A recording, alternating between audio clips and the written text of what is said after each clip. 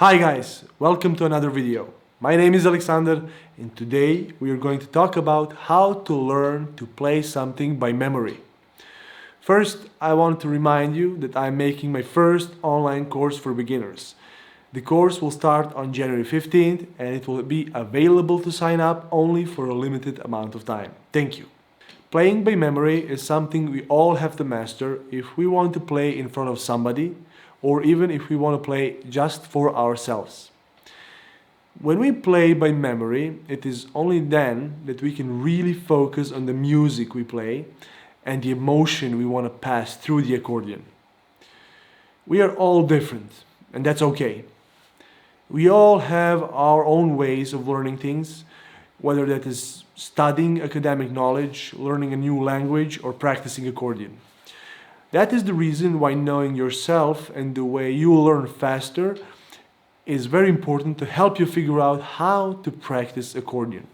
No matter which way is best for you, there is one thing that is common for all of us, and that is repetition, repetition, repetition. We all need to repeat what we are practicing. Only the way we are storing information in our heads can be different. One way to learn something by memory is visually.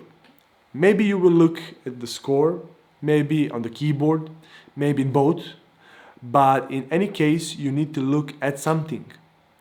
I was like that when I was in high school. First, I would mostly look into the score, and then as soon as I was able to play by memory, even if that was only 2 measures, I would start looking into the keyboard. Over time, I would simply stop looking into the keyboard and be free entirely to focus on the music. Through time, I switched from visual to audio learning, or a combination of both. If your hearing is affecting your fingers and helping them play better, then definitely you should consider memorizing the music you play by memorizing the sound you make. Using audio to memorize what you play requires also to know what notes you should play or what chords in the bass, for example. Some people create maps in their mind and use that way to play without the score. When I say a map, I mean creating some sort of association that is helping them move from one part to another.